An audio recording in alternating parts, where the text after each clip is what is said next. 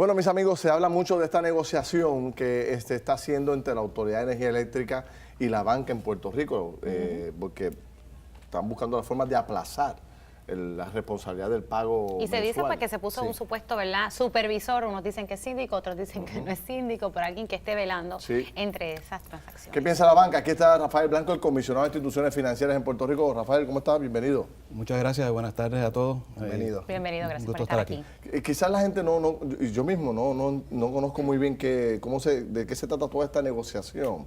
Danos un poco de luz sobre todo esto y un poco entender el lado de la banca. Sabemos el lado de la autoridad que está pidiendo, aguántame el pago, pero el lado de la banca, ¿qué está pasando? Bueno, la Autoridad de Energía Eléctrica obviamente recurre a tipos de financiamiento diferentes. Uno es para mejoras de capital, que ese ya se financia a largo plazo, y es mediante la emisión de deuda por bonos. Y también, obviamente, hay necesidades a corto plazo, que son para compra de combustibles, un ejemplo, que eso ya pues lo financia más la banca. O sea, que ellos tienen la banca local, ciertamente, porque son los que están aquí en Puerto Rico y conocen las finanzas de la autoridad y tienen la confianza para hacer esta gestión de análisis de préstamos y así lo conceden.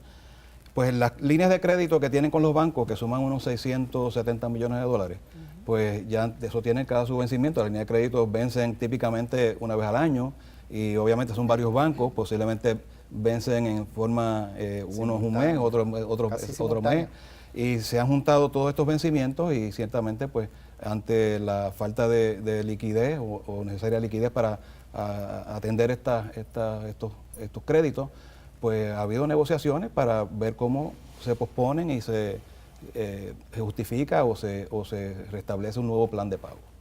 Y realmente la banca, ¿sabe?, tiene campo para seguir prestando a la autoridad, como salió en el titular hoy en el periódico El Vocero, que de momento yo dije, diante, de verdad que la banca, como está la situación económica, uno pensaría, ¿realmente hay tanto dinero para la seguir banca prestando? en términos generales, ¿verdad?, está en su punto más alto en términos de capital. La banca hoy día tiene 7.200 millones de dólares de capital contra 44.000 millones de dólares en préstamos. Cuando llegó a tener 62.000 millones en préstamos, tenía alrededor de 6.200 millones. O sea, hay 1.000 millones de dólares más en capital de lo que había cuando había muchos más préstamos en la banca. O sea, ahí está súper sólida la banca. La banca tiene obviamente un cojín muy fuerte porque las reservas se usan para eventos de nada. La banca tiene la misma confianza en la autoridad que tenían quizás hace varios años atrás. Bueno, vamos a ser sinceros, es posible que no. Lo que ocurre es que a la banca no solamente le interesa que la Autoridad de Energía Eléctrica, sino que todo el gobierno esté en una posición sólida. Y tiene que, a la banca le conviene que la economía de Puerto Rico sea una economía vibrante. Y si se retira y deja de prestar, pues no abona a ese fin. ¿Cómo afecta la degradación, verdad, del crédito, tanto del gobierno, la degradación de los bonos, también de la autoridad? ¿Cómo afecta eso a la hora de prestarle dinero? O sea, ¿tenemos que estar pagando entonces más intereses a raíz de esa situación? Eso es cierto, esa es una de las consecuencias, ¿verdad?, de tener un crédito afectado, igual que nos pasaría a nosotros como consumidores. Si tenemos una empírica baja, pues tenemos que pagar más por un préstamo de auto o en nuestra residencia. También es una cuestión de acceso al mercado. Y entonces pues se retrasan obras que son necesarias, obras de capital que son importantes, de infraestructura, se pueden ver perjudicadas porque no hay ese préstamo a largo plazo que se hace mediante el financiamiento de emisión de bonos. Se hace más difícil ese acceso al mercado de bonos y entonces la banca tiene que llenar un vacío quizá un poco más amplio. Pero la banca está pendiente hoy, por ejemplo, la banca está pendiente hoy a cómo la Autoridad Energética maneja la finanza. Ciertamente. La banca está pendiente hoy a los gastos, a las negociaciones del convenio colectivo.